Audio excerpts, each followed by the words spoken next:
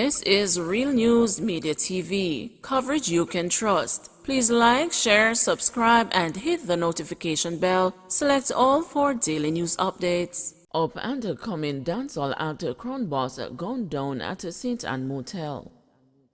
Up and coming dancehall entertainer Crown Boss is the latest murder victim in St. Anne after his body was found with multiple bullet wounds at a motel in Claremont on Saturday morning. Crown Boss, whose real name is Mario Penado, is a 27-year-old resident of Spicy Hill in Trelawney. Reports are that Penado checked into a room at the motel in the rural St. Anne town on Friday night. Further reports are that sometime after 7 a.m. on Saturday, the entertainer's body was found inside his room and the police were summoned. The officers who responded observed that Penado's body had multiple gunshot wounds as well as multiple lacerations. The body was subsequently removed to the morgue. Penado recorded songs such as Drop Top, Money Brain, ATM, and a single featuring dancehall artist Javelani entitled Money Can't Done. The St. Anne police are investigating. The perils of the Witness Protection Program. In the world, nothing is safe or certain, and it is always wise to have a suitcase packed and ready for relocation. To be otherwise could be deadly. This is life for 326 Jamaicans in the island's Witness Protection Program. The majority are key players in gang gun trials now underway. With roughly 400 murders since the start of the year, some in broad daylight, there are invariably many more witnesses living outside the program that cannot accommodate all. According to the police, several have declined to be part of the Witness Protection Program. The task of uprooting and forfeiting life as they know it to live in hiding is too much to bear. That decision has resulted in the deaths of many over the years, the police have revealed, while for the others it means additional pressure on law enforcement to keep them alive. It happens every day. People can't afford to give up their lives and their livelihood, and so they opt to avert the program, noted Superintendent Aaron Fletcher, head of the St. Andrew North Police Division. Certainly, however, this puts them at a greater risk. There have been 21 murders since January in St. Andrew North, and the witness management, according to Fletcher, is a perennial task for sleuths in that division. They must also combat at least a dozen warring faction shootings, extorting and robbing persons in the space. Both covert and overt operations are employed to ensure the safety of witnesses in gun gang trials, and it is even more tedious when entire families of deceased persons or of those fingered as perpetrators of crime come under threat from warring gangsters. During the sensitivity of the issue, Fletcher declined to cite specific cases.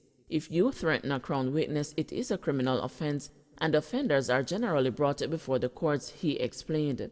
But it places an additional burden on the police in our crime-fighting effort to ensure the safety of witnesses. It might require more extensive patrolling. In some situations, witnesses' residences have had to be monitored on a periodic basis. The government spent an additional $25 million in the financial year 2019-2020 and an extra $29.5 million in 2020-2021 on the budgeted figures for the Witness Protection Program, according to responses from the Ministry of National Security to an access to information requested by the news. The budgets for 2019-2020 and 2020-2021 were $141.3 and $151.3 million respectively.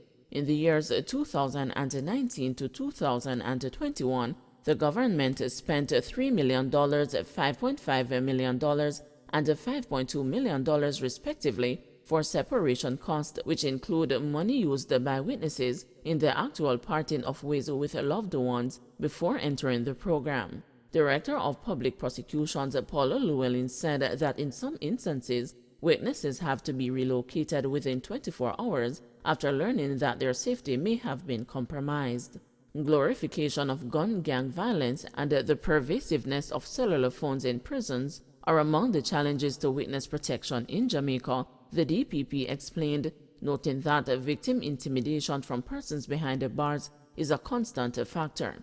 Intimidation and dissuasion from witnesses' own relatives is also a variable.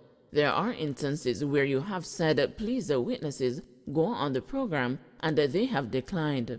And the next thing you hear is that either the person has disappeared, they still have to leave the area anyway, or that they have been harmed, Llewellyn said.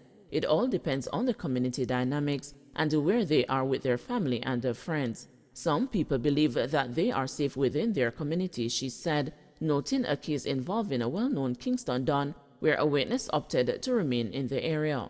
I didn't understand it at first, but after talking to him, talking to the police and becoming aware of that particular community dynamics and where he fell and how he was perceived in the community, I realized why he felt safe remaining there, the DPP stated. Gonsalves hoping for amicable solution to Commonwealth Secretary General candidate controversy.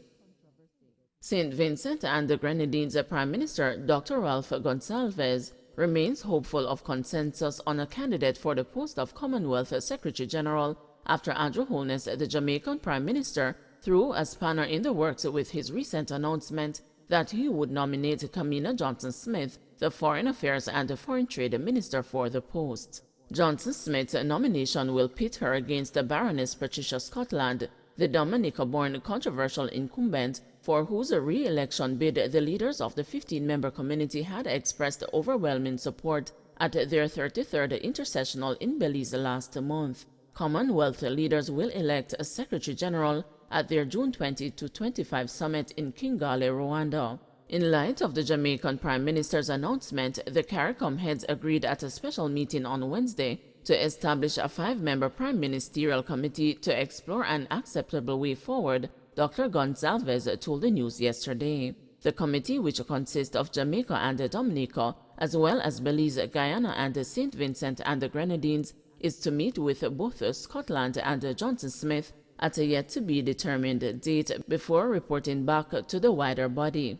We want to move forward as far as practicable with some unity, and if we can't achieve that, well then, it will be done with good sense and with respect for everybody, Gonsalves stressed. Jamaica's announcement drew a sharp response from Gaston Brown, the Antigua and Barbuda Prime Minister, while Roosevelt Sherritt, the Dominican leader, has written to all 54 members of the Commonwealth, urging them to support Scotland. However, one Caribbean Prime Minister who did not wish to be identified because of the divisive nature of the issue reminded the news that his counterparts at the intersessional were careful to state that Scotland had received overwhelming support. What the document said was there's overwhelming support for Baroness Scotland, but overwhelming doesn't mean unanimous, said the Prime Minister, suggesting that Jamaica and possibly other leaders were not on board with the majority. This appears to confirm Holness's statement to Parliament last week that there has never been a unanimous position of the support for Scotland, and that some member states had previously raised the question of whether an alternative Caribbean candidate should be identified. CARICOM has walked this road before, having found itself at the center of a swirling controversy in the lead up to the 2015 election for the post. It was widely expected then that Sir Ronald Sanders, the Guyana-born diplomat, businessman, and academic, who was nominated by Antigua and Barbuda, would have been the region's choice. However, Sherritt nominated Scotland, much to the annoyance of many of his counterparts, who pointed to the fact that Scotland had left Dominica at age 2, dedicated her entire career to Britain, and had never worked for Dominica or any Caribbean government or institution. Sanders, who had the support of at least 9 CARICOM countries, only Barbados and Dominica were known to have supported Scotland, eventually withdrew his candidacy, prompting the Antiguan Prime Minister to write a stinging letter to Federal Stewart. Then the Barbados Prime Minister, practically accusing Stewart of lying by stating that leaders had referred the matter to the Bureau of Heads. Scotland, whose tenure was due to expire in March 2020, but was extended due to COVID-19, has had a highly controversial term at the helm of the London-based Secretariat. She was branded Baroness Brazen and Baroness Shameless by right-leaning British media after signing off on a lavish refit worth hundreds of thousands of pounds at her mansion.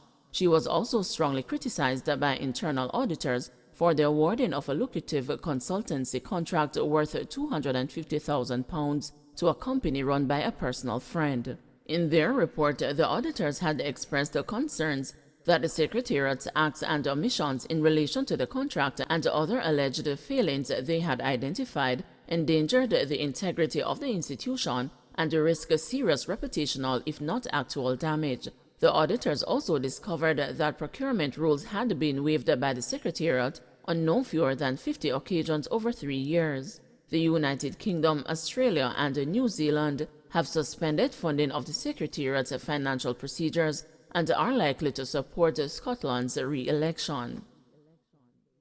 Don't forget to like, share, subscribe, and hit the notification bell. Select all for daily news updates.